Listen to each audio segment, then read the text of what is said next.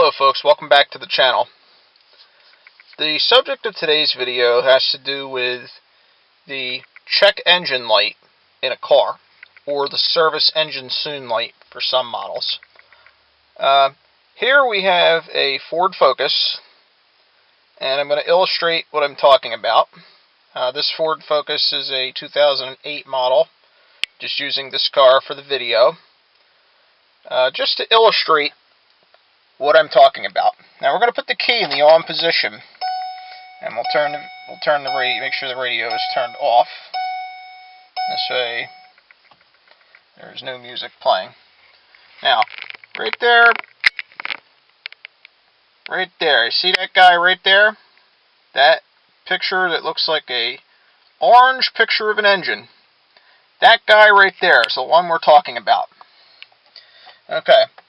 Now, I had a friend of mine on Facebook, well, a former friend of mine, and she wanted to know, she had put a general post, she had a Mercedes, I think it was like a C300, one of those little smaller mid-size sedan type vehicles, and she wanted to know what that light meant. And a couple of her other friends I noticed had put on there that means it's time to get your oil changed. Well, that's not the case. When that light that we just showed comes on with the engine running, now mind you, I'm going to illustrate right now. We're going to turn the key on, engine off. There's your engine light. Going to start the car up. That light went out. That's what you want to see. Okay, so key on, engine off, that light's supposed to come on. It will stay on for a few seconds in a Honda, and then it will turn itself off. When the engine starts up, that light is supposed to go out. That means there are no hard fault codes stored in the vehicle's computer system. Now, actually, let me rephrase that, because I was getting ready to say something stupid. All vehicles model year 1996 and newer that have a gross vehicle weight rating of 8,500 pounds or less, which is the vast majority of vehicles on the road, will have what's called an OBD2 type system. Now, I'm going to open up my car door and show you. Right here, I have an OBD2 code scanner. This guy here, we have the little connector that plugs into your OBD2 port, which on most vehicles will usually be down somewhere below the dash, underneath the steering wheel, in that area. Some of your older Hondas, like 96 and 96 up to about 2001, might be just over here to the right of the center stack. You might want to look for them there. Don't even bother asking me where they're at on like your Honda S2000s, because them things are a pain in the ass. Sometimes they're here, sometimes they're down here, sometimes there's a little removable piece of carpet you got to take out. Those cars are a pain in the ass, so we're not going to talk about them. But anyhow, we'll go back to the house where it's light inside and get out of this dark car, and we'll talk a little bit about OBD2. And we'll come back to that part of the video in a sec. Okay. So I put together just a little Word document real quick, just to go over some things regarding the OBD2 system in cars. The OBD2 system became the standard, we shall say, in 1996.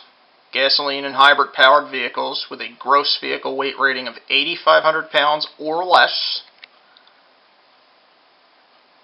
And for light-duty diesels, when I say light-duty diesels, not to confuse people, I'm talking about those little, like your little Volkswagen diesels, little turbo diesels, them sort of things, became the standard on your light-duty diesels, 8,500 pounds or less, in 1997. And the check engine light comes on. And by check engine light, I mean it's orange, it looks like a picture of an engine. It may say check engine. Some of your GMs and BMWs and some of your other manufacturers, it may say service engine soon. When that light comes on, it means a component that's part of that system. The OBD2 system is not just your engine controls, it's also can involve transmission operation and other such vehicle functions in the car.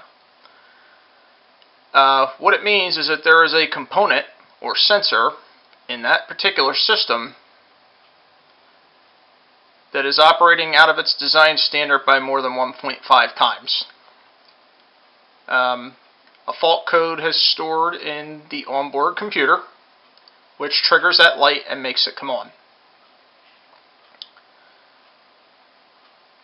OBD2, again, does not just involve engine operation, but it also involves transmission operation and other vehicle functions. In other words, you could actually take your car for motor vehicle inspection in the state of New Jersey with a bad tranny code, like internal trans failure code on some of the Hondas, like 9903.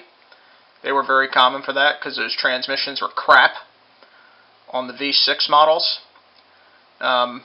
They go in with the engine light on, oh, it's just a tranny code, and they'll fail for inspection because in New Jersey, if your vehicle is 96 or newer, with a GVWR rating of 8,500 pounds or less, they're going to look at that OBD2 system. So it doesn't matter that it's a tranny code and not anything to do with emissions. That's the way they're going to test that vehicle. That is the standard. That's how they do it. So be prepared for that.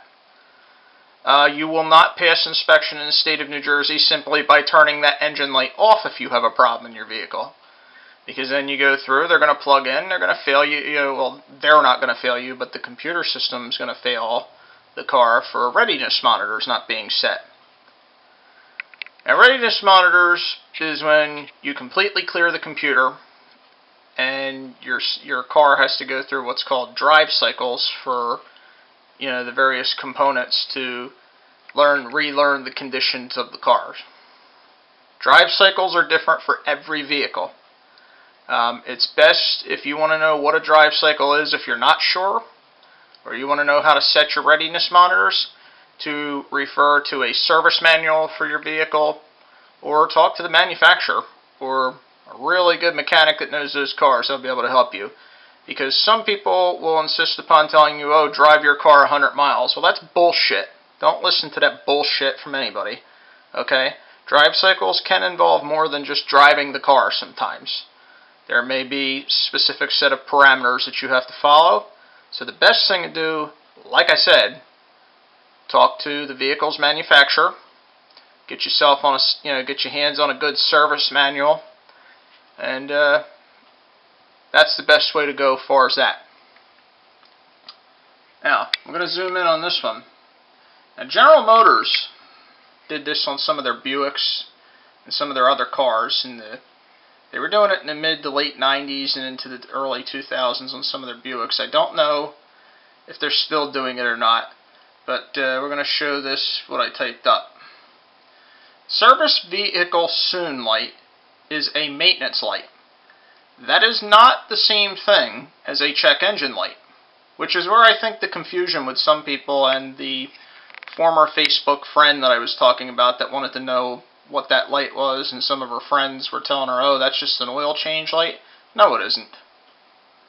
It's, service engine soon is not an oil change light. That is a check engine light. Same thing as a check engine light. Service vehicle soon is your maintenance light. That means go get the oil change, get the tires, rotate it, and, check the car out, make sure everything's working good. Just like a routine maintenance type light is what your service vehicle soon light is. Honda used the maintenance minder system on on all of their newer cars, which is a series of numbers and letters that will come up, and you have an oil life monitor. I believe General Motors is using that type of system now too. Some of your older Hondas actually had a maintenance required light, which would come on about every 7,500 miles. Ford, I really haven't looked at Ford to see what type of system they use, but if you can get more than 3,000 to an oil change, go right ahead and get more than 3,000 miles. Just keep an eye on your tires and brakes and stuff, and perform regular maintenance on your cars. So, but anyway, I don't want to turn this into a car maintenance video. Just wanted to try and provide some help, and hopefully help to some people out there that might be unsure about these lights on the dash. They might be getting them confused, and try to point you in the right direction. Anybody with any additional comments that wants to chime in on this, as long as your comments are respectful and don't put anybody down and they don't disrespect me, you can feel free to post any additional ideas or help in the comments section at the bottom of the video. And, again, just like my previous video with the Windows 10 thing, this video is designed to help people. So again, no cursing at anybody, no disrespecting me. If you have anything suggestive that might help, any additional information that I might have forgot or left out, go ahead and fill it in the comments. But again, I reiterate, be respectful. I thank you guys for watching. I hope this video was very helpful and informative to you. And there will be more exciting videos to come in the future. Don't know whether they're going to be car videos or computer videos. I like to stir the pot up a little bit and give you guys something different every once in a while. So, y'all have a goody-goody, and we'll see you next time.